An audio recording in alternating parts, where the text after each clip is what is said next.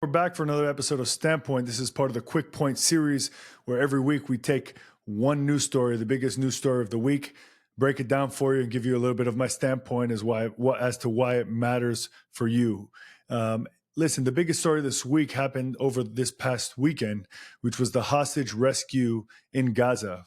4 Israelis that were being held hostage for over 7 months in Gaza were rescued in a daring rescue operation that was led by Israel Special Forces, the Yamam unit, YAMAM, one of the best units in the military.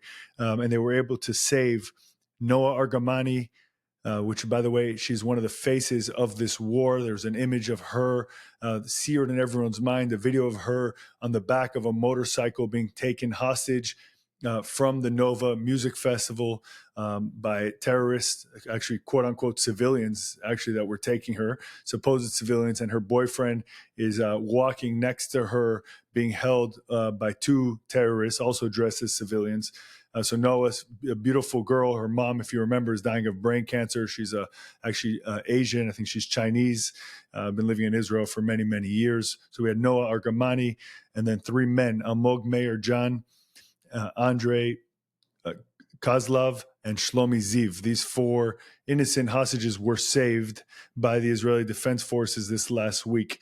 This is a mission that is something that you couldn't even write about. It's the kind of thing that you see in movies.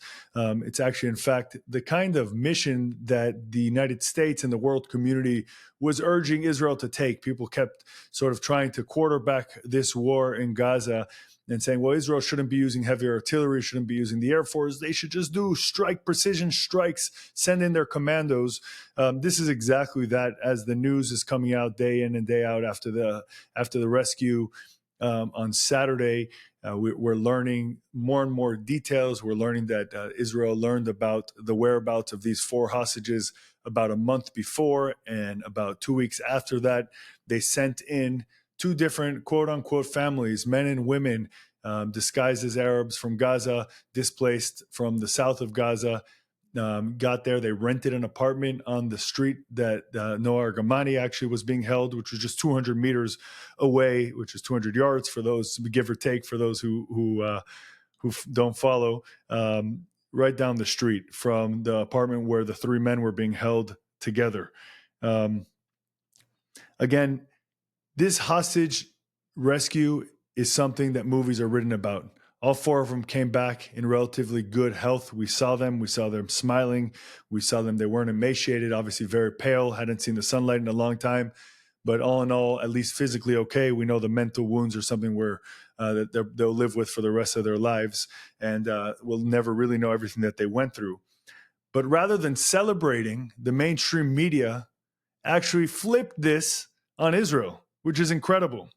Because why? Because Hamas came out and immediately they said, well, over 200 Gazans were killed in the rescue mission. The final number they landed on, I think, that they picked out of some hat was 274. How many of those were combatants? How many of those were holding the hostages? How many of those died in friendly fire during the firefight back and forth? The answer to those questions is no one cares. No one even cares to ask the Gaza Health Ministry, which means Hamas. No one asks them. No one even expects them to tell the truth, but they do care that over 200 quote-unquote Gazans, when I say quote-unquote because they may have been, and most of them, I'm sure, were Hamas militants, and we'll tell you more about that in a second.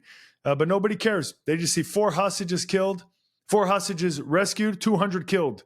Like, is that the actual ratio that's appropriate? Again, the whole narrative, the nonsense narrative of Israel's being heavy-handed and even worse, committing genocide, which is another ridiculous claim. The mainstream media ate it up. They ate up Hamas's claim. They're eating out of their hands, and they're doing the work of Hamas. Now, before getting into the responses from the mainstream media, let's talk about the fact that these hostages were being held not in Hamas tunnels, not in Hamas infrastructure, which we know we're seeing them actually in hospitals and in schools, but not even there, but in civilian homes, in a crowded residential neighborhood next to a mall. Now, this isn't new. We've seen previous hostages that were released in hostage exchanges, hostage exchange for prisoners, actually, in the previous ceasefire deals, including Mia Shem, who I was lucky enough to meet and actually interview, who was held in a private home. The details of that are horrifying. Others were held, of course, in tunnels. Others were held in hospitals. We hosted here in Miami several families that were held hostage, women and children who were held in quote-unquote hospitals, dozens of people in a room in a quote-unquote hospital. And again, I keep saying quote-unquote because a hospital is a place where you treat people, not a place where you keep hostages.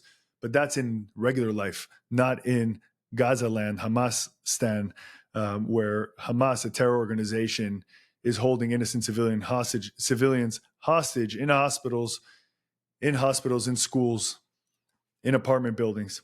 So no one's really talking about the fact that these 4 hostages were being held in a crowded residential neighborhood. And when the Yamam force, Israel's undercover strike teams, hit, 2 things happened. When they went into Noor Argamani's apartment, they got her out with no resistance. But when they went in to the apartment where the 3 men were being held, there were 30 guards, according to reports, at the apartment. They decided to go in anyways. And the commander of that unit, Arnon Zamora, went in first. I know all the military people listening to this will really take note of that. The highest ranking member of the strike team, Arnon Zamora, went in first, knowing that he was going to take fire. He indeed did take fire the second he opened the door and was killed on the spot. Actually, this rescue mission was then renamed and will be named in the history books the Arnon mission, Arnon hostage mission, after Arnon Zamora. May his memory be blessed and may God avenge his blood. And when they went in to save these 3 innocent hostages that were at a music festival 7 months earlier and were kidnapped and were being held in an apartment in the middle of Gaza, guess what? The Hamas members that were there and all these friendly neighbors didn't just turn them over and roll out a red carpet. Quite the contrary. A huge firefight ensued. You see videos of it all over online. You could see it yourself, of dozens and dozens and dozens of Hamas fighters with RPGs and weapons and Kalashnikovs, AK-47s, shooting and attacking the IDF forces. In fact, when the IDF was able to extract the 4 hostages, they were driving with their vehicle. Again, there's videos of this and images online, and the vehicle was disabled. It was shot out by these quote-unquote civilians that everyone's so worried about. But Israel did have a plan to rescue these folks, and the IDF came in with heavy artillery. We had the Air Force, we had the Navy, and we had brigades on the ground, actual military force on the ground that was able to extract them. They got a helicopter on the ground and took them out. No other Israeli was killed other than Arnon Zamora, and these 4 innocent hostages were taken out, and just minutes later were in a hospital in Tel Aviv reunited with their families. So again, out of these 274, which is a number we all know historically based on all these previous numbers, any number that Hamas has ever come out with that has been challenged or checked has been inflated. But even using their number, how many of those were combatants? How many of those were actually fighting against the IDF, trying to keep them from rescuing these hostages? Hamas doesn't say, and the world doesn't ask. Remember, that used to be the job of the media, to ask questions. But let's talk about the mainstream media, because there's 2 parts of the story. One is what a tremendous, tremendous mission that the IDF was able to pull off. I mean, something that should be written about in history books, should be taught in military academies. I'm sure it will be something that should be celebrated by society all over the world. But that's not the mainstream media. They've officially lost their mind. The mainstream media officially is working for Hamas. Let's just go through some examples. I still don't have the fancy tech on the podcast. This is episode 30. We'll get there. We'll be able to pop up these headlines on the screen for you all to see them. But here they are. Just 6 that I pulled out. Sky News, the wonderful Sky News from the UK. Here's their headline after 4 innocent hostages were rescued by the IDF. Quote, over 200 Palestinians killed as 4 Israeli hostages rescued by the IDF. Look what they lead with. Over 200 Palestinians killed. Do they say 200 Hamas members killed? 200 combatants? They don't. The lead story is that 200 Palestinians were killed as 4 hostages were rescued. It's not a good enough number for them. Al Jazeera, I had to throw them in there. Question is if they're mainstream media, but if you look at their their viewership, it's insane. And of course, Al Jazeera is funded by the government of Qatar.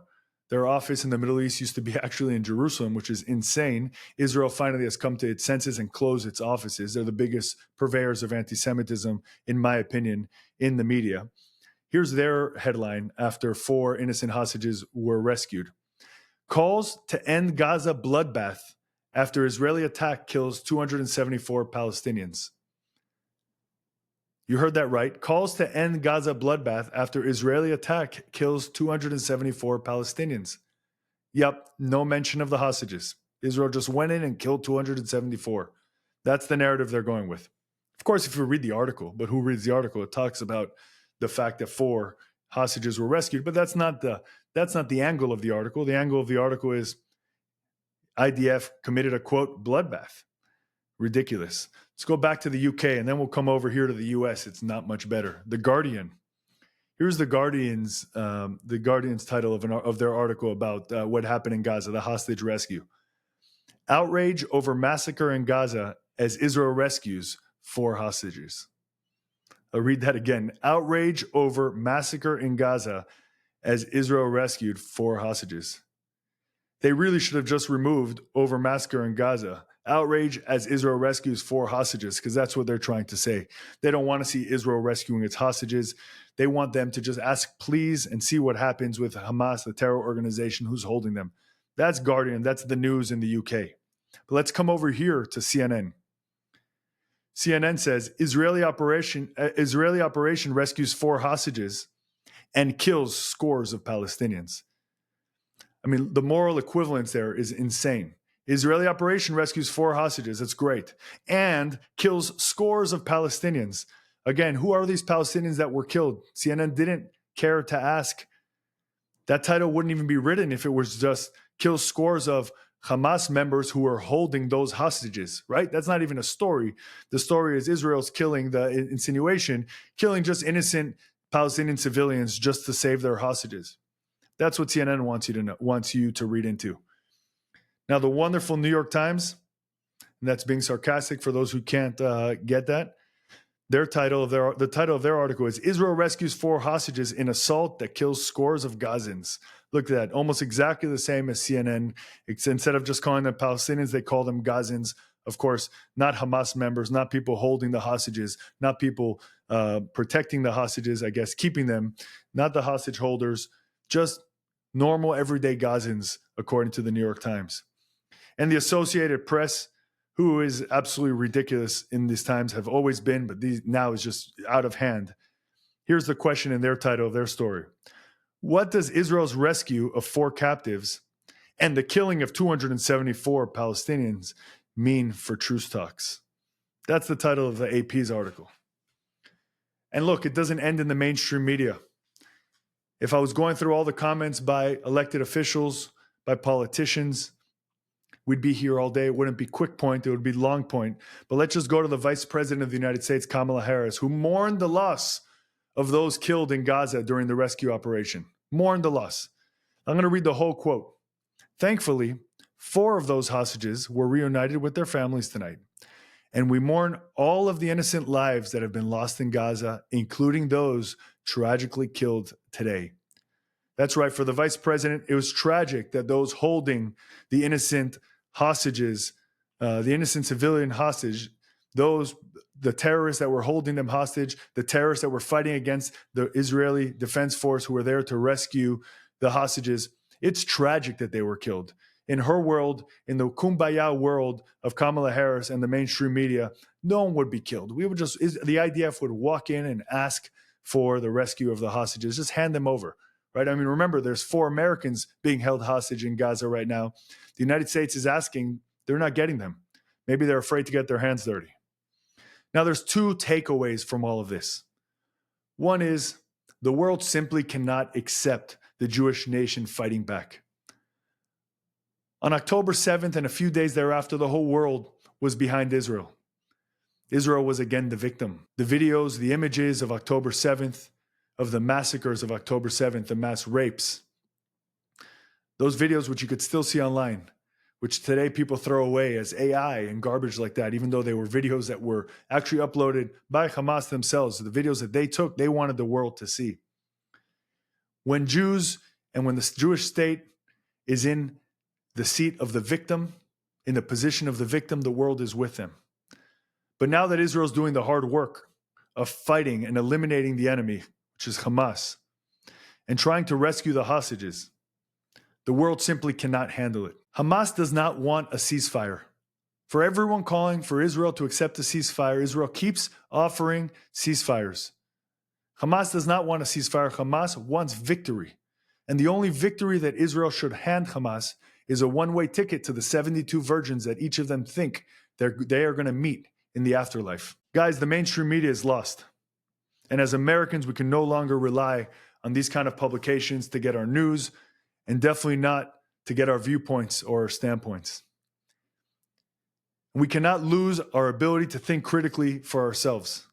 The days of getting unbiased news from the mainstream media, if they ever existed, are long over.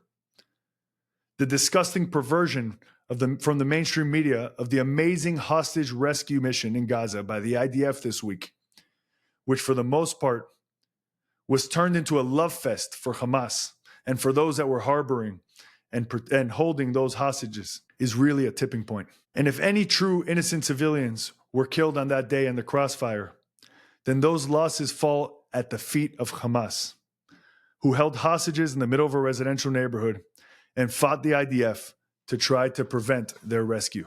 So I'm closing by just telling you all not to buy into the media narrative. Not this week and not ever. Reach the conclusions that you reach yourself in your heart with the facts that you gather yourself.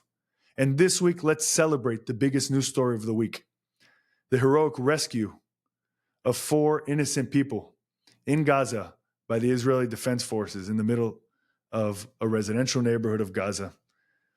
The videos and the details of that rescue mission are going to be written in stone in the history books as one of the most incredible rescue missions in history. Support Israel in its efforts to rescue the remaining 116 hostages. And let's wrap this war up with a victory. Thanks, and I'll see you next time.